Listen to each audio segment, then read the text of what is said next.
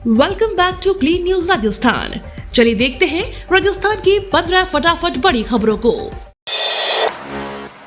CM Bhajanlal Sharma ने इंदिरा देवी को दी श्रद्धांजलि, अजमेर में जताया दुख।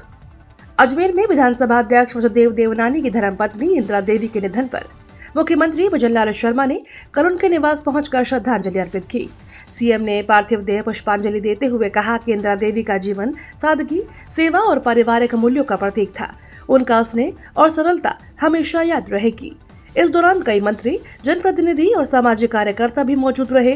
केंद्रीय मंत्री भगरत चौधरी और अन्य नेताओं ने भी उनके मानवीय स्वभाव और समाज के प्रति समर्पण की सराहना की। पूरे अजमेर में इंदिरा देवी को भावपूर्ण श्रद्धांजलि दी जा रही है। राजस्थान में डेयरी विकास को बड़ा बूस्ट, सरकार ने बनाया 1000 करोड़ का फंड। राजस्थान में डेयरी सेक्टर को मजबूती देने के लिए मुख्यमंत्री भजनलाल शर्मा सरकार ने बड़ा कदम उठाया है। राज्य भर की सहकारी डेयरियों के इंफ्रास्ट्रक्चर विकास के लिए 1000 करोड़ रुपए का कॉर्पस फंड मंजूर किया गया है। इससे पहली बार डेयरी उद्योग पर इतनी बड़ी राशि खर्च होगी। आरसीडीएफ के मुताबिक डेयरी प्रसंस्करण क्षमता 52 लाख लीटर प्रतिदिन से बढ़ाकर 75 लाख लीटर की जाएगी। अलवर, उदयपुर, भरतपुर, बांसवाड़ा और सवाई माधोपुर में नए अत्याधुनिक डेयरी प्लांट लगेंगे, जबकि कोटा, सीकर, जोधपुर और श्रीगंगानगर में विस्तार होगा। इससे लाखों दुग्ध उत्पादकों को सीधा लाभ मिलेगा और पशु आहार व मिल्क पाउडर उत्पादन क्षमता भी बढ़ाई जाएगी। राजस्थान में वंदे भारत स्लीपर ट्रेन का हाई स्पीड ट्रायल 180 किलोमीटर प्रति घंटे की रफ्तार पर सफल परीक्षण। राजस्थान के कोटा मंडल में वंदे भारत स्लीपर ट्रेन का हाई स्पीड ट्रायल सफल रहा। 16 कोच वाली यह स्वदेशी ट्रेन 908 टन भार के साथ 180 किलोमीटर प्रति घंटे की रफ्तार पर चलाई गई। ट्रायल के दौरान ट्रेन की ब्रेकिंग, स्थिरता, कंपन और तकनीकी क्षमता की जांच की गई। खास बात यह रही कि इतनी रफ्तार पर भी ट्रेन में रखा पानी से भरा ग्लास नहीं छलका, जो इसकी नई डिजाइन वाली बोगियों की मजबूती और स्मूथ रनिंग का सबूत है। आरडीएसओ की टीम ने ऑसिलेशन और इमरजेंसी ब्रेकिंग टेस्ट भी पूरे किए। यह ट्रायल भारतीय रेल के मिशन रफ्तार और हाई स्पीड ट्रेवल की दिशा में एक बड़ा कदम माना जा रहा है। बिरसा मुंडा जयंती के बहाने बीजेपी का आदिवासी वोट बैंक पर फोकस। राजस्थान में पंचायत चुनाव से पहले बीजेपी ने आदिवासी और दलित वोट बैंक पर बड़ी रणनीति के साथ फोकस बढ़ा दिया है। बिरसा मुंडा की 150वीं जयंती पर 1 से 15 नवंबर तक जनजातीय गौरव पखवाड़ा मनाया जा रहा है, जिसके तहत स्कूलों, कॉलेजों और जनजातीय बहुल इलाकों में कार्यक्रम, प्रतियोगिताएं और शोभा यात्राएं आयोजित होंगी। बीजेपी आदिवासी समाज में पकड़ मजबूत करने के लिए जिला स्तर पर टीम बना चुकी है। राजनीतिक विश्लेषकों के मुताबिक कांग्रेस के पारंपरिक वोट बैंक माने जाने वाले आदिवासी समाज में बीजेपी लगातार सेंधमारी की कोशिश कर रही है और यह अभियान उसी रणनीति का हिस्सा है। हजारों बसें ठप होने का खतरा, यात्रियों की बढ़ेगी मुश्किलें। राजस्थान में निजी बस ऑपरेटर्स ने सरकार को 24 घंटे का अल्टीमेटम दिया है। जयपुर में हुई बैठक में चेतावनी दी गई है कि अगर मांगों पर कार्रवाई नहीं हुई तो सभी बसें बंद कर चक्का जाम किया जाएगा। ऑपरेटर्स का कहना है कि हजारों बसों में एक साथ बदलाव संभव नहीं, इसलिए कम से कम 3 महीने की मोहलत दी जाए। वे आरटीओ के 2 लाख रुपए तक के चालान को भी गलत बता रहे हैं। मुख्यमंत्री और डिप्टी सीएम से मुलाकात के बाद भी समाधान न निकलने पर हड़ताल जारी है। अगर चक्का जाम होता है तो लाखों यात्रियों को भारी परेशानी का सामना करना पड़ेगा। अंता उपचुनाव में कांग्रेस की तैयारी तेज, 56 नेताओं की फौज उतारी मैदान में। राजस्थान की अंता विधानसभा सीट पर होने वाले उपचुनाव में कांग्रेस ने जीत के लिए पूरा दम लगा दिया है। कांग्रेस ने प्रचार के लिए 56 नेताओं की टीम बनाई है, जिन्हें गांव-गांव जाकर वोटरों से संपर्क करने की जिम्मेदारी दी गई है। इसी रणनीति के तहत पूर्व डिप्टी सीएम सचिन पायलट भी 5 नवंबर को अंता में रोड शो करेंगे। इस सीट पर मुकाबला त्रिकोणीय है, जहां बीजेपी के मोरपाल सुमन, कांग्रेस के प्रमोद जैन भाया और निर्दलीय नरेश मीणा आमने सामने है। 11 नवंबर को मतदान होगा, जबकि नतीजे 14 नवंबर को आएंगे। अंता उपचुनाव, वसुंधरा राजे का बयान, लड़ाई धनबल बनाम जनबल की। अंता विधानसभा उपचुनाव में सियासी घमासान तेज हो गया है। 12 पहुंची पूर्व मुख्यमंत्री वसुंधरा राजे ने इस चुनाव को धनबल और जनबल की सीधी लड़ाई बताया। राजे ने दावा किया कि जनता फिर से धनबल पर भारी पड़ेगी और बीजेपी के लोकल उम्मीदवार मोरपाल सुमन को जीत दिलाएगी। उन्होंने कहा कि स्थानीय प्रत्याशी की मांग पर टिकट दिया गया है और ये जनता का भरोसा है, जिसे वे कर्ज मानती है और इसे चुकाना ही होगा। मोरपाल सुमन का मुकाबला कांग्रेस के प्रमोद जैन भाया और निर्दलीय नरेश मीणा से है, जिससे अंता में त्रिकोणीय मुकाबला निश्चित हो गया है। जैसलमेर में नकली डीएपी खाद फैक्ट्री का भंडाफोड़, 88 बैग बरामद।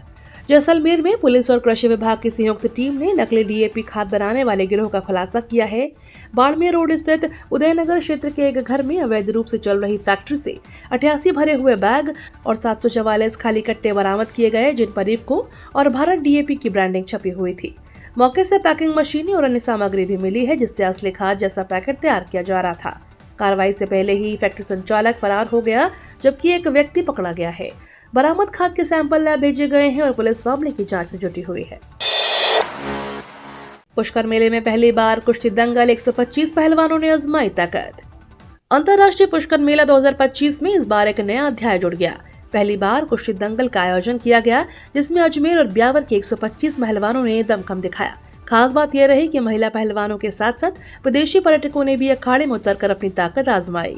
राजस्थान कुश्ती एसोसिएशन की पहल पर शुरू हुई यह प्रतियोगिता हर मेले में कुश्ती की सोच को साकार करती दिखाई दी।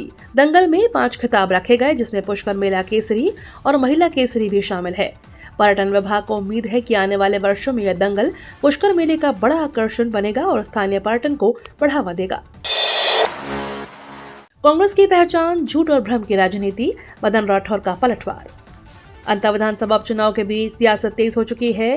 कांग्रेस प्रदेश अध्यक्ष गोविंद सिंह डोटासरा के आरोपों पर बीजेपी प्रदेश अध्यक्ष मदन राठौर ने तीखा पलटवार किया है। राठौर ने कहा कि झूठ और भ्रम की राजनीति कांग्रेस की पहचान बन चुकी है। उन्होंने साफ कहा कि उनके खिलाफ एक भी मुकदमा दर्ज नहीं है। डोटासरा जानबूझकर गलत बयान दे रहे हैं। राठौर ने दावा किया कि अंता में माहौल पूरी तरह से भाजपा प्रत्याशी मोरपाल के पक्ष में है, जबकि कांग्रेस उम्मीदवार पर कई मुकदमे दर्ज हैं। भाजपा नेता ने कांग्रेस में गुटबाजी का आरोप लगाते हुए कहा कि पार्टी 4 टुकड़ों में बटी है, जबकि भाजपा एकजुट है। राठौर ने चेतावनी दी कि भ्रष्टाचार के मामलों में दोषी कोई भी हो, बख्शा नहीं जाएगा। जयपुर रेंज में बड़ी कार्रवाई, 2130 ठिकानों पर दबिश, 551 बदमाश गिरफ्तार। जयपुर रेंज में पुलिस ने मंगलवार को ताबड़तोड़ कार्रवाई करते हुए 2130 ठिकानों पर दबिश दी और 551 बदमाशों को गिरफ्तार किया। आईजी राहुल प्रकाश के निर्देशन में बनी 430 टीमों ने जयपुर ग्रामीण, अलवर, सीकर, झुंझुनू सहित 8 जिलों में एक साथ ऑपरेशन चलाया। इस दौरान वांछित अपराधी, हिस्ट्री शीटर और असामाजिक तत्वों को पकड़ा गया। पुलिस ने अवैध शराब, मादक पदार्थ और हथियार भी जब्त किए। साथ ही 45 नए मुकदमे दर्ज किए गए। आईजी ने कहा कि अपराधियों में कानून का डर और आमजन में सुरक्षा का भरोसा बनाए रखने के लिए ऐसे अभियान आगे भी जारी रहेंगे। राजस्थान के सरकारी स्कूलों में अब छात्रों की संख्या के हिसाब से लगेंगे शिक्षक। राजस्थान के सरकारी स्कूलों में अब शिक्षकों और कर्मचारियों की नियुक्ति छात्रों की संख्या के अनुपात में होगी। शिक्षा मंत्री मदन दिलावर ने समग्र शिक्षा समीक्षा बैठक में स्टाफिंग पैटर्न फिर से लागू करने के निर्देश दिए, जिससे जहां जरूरत होगी वहां नए शिक्षक भेजे जाएंगे और अतिरिक्त स्टाफ का समायोजन किया जाएगा। साथ ही स्कूलों में हर दिन की शुरुआत राष्ट्रगान से और समापन राष्ट्रगीत से करने के निर्देश दिए गए हैं, जिसके आधार पर कर्मचारियों की उपस्थिति दर्ज होगी। मंत्री ने कस्तूरबा गांधी बालिका विद्यालयों में खेल सुविधाएं बढ़ाने और सुरक्षित गुणवत्तापूर्ण शिक्षा वातावरण तैयार करने पर भी जोर दिया। अब घर बैठे पेंशन धारकों को मिलेगा डिजिटल जीवन प्रमाण पत्र। पेंशन धारकों के लिए बड़ी राहत की खबर है।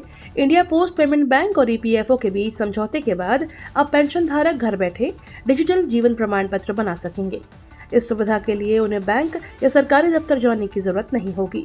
पेंशन धारक अपने नजदीकी डाकघर से संपर्क कर सकते हैं, जहां आधार नंबर और पेंशन से जुड़ी जानकारी देकर आसानी से प्रमाण पत्र बनवाया जा सकेगा। यह सेवा पूरी तरह से निःशुल्क रहेगी और देश भर के पेंशन धारकों के लिए लागू रहेगी। राजस्थान के निवाई में 15 करोड़ की सौगात, चमचमाएगी नई सड़कें। राजस्थान के टोंक जिले के निवाई क्षेत्र को बड़ी सौगात मिली है। करीब 15 करोड़ रुपए की लागत से कई विकास परियोजनाओं का शिलान्यास किया गया। रक्तांचल पर्वत की तलहटी में आयोजित समारोह में 80 फीट ऊंची भगवान श्री राम की प्रतिमा स्थापित करने की घोषणा की गई, जो पूरे शहर से दिखाई देगी। साथ ही 1120 सीढ़ियों का लोकार्पण किया गया, जिससे श्रद्धालुओं को किलेश्वर महादेव मंदिर तक पहुंचना होगा और आसान। इस मौके पर सड़क निर्माण और पार्क डेवलपमेंट जैसे कई कामों की शुरुआत भी की गई। कार्यक्रम में जनप्रतिनिधि, अधिकारी और संत समाज की मौजूदगी रही। राजस्थान में आने वाली हैं 12 नई नीतियां, निवेश और रोजगार पर बड़ा फोकस। राजस्थान सरकार निवेश और रोजगार को बढ़ावा देने के लिए बड़ा कदम उठाने जा रही है।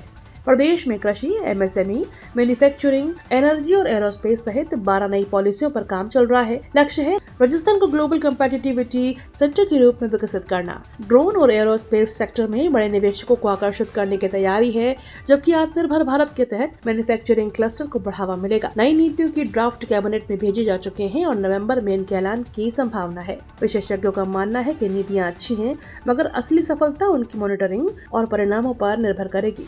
ये तो थी राजस्थान की बड़ी खबरें। रोजाना सबसे पहले अपडेट पाने के लिए क्लीन न्यूज राजस्थान को अभी सब्सक्राइब करें।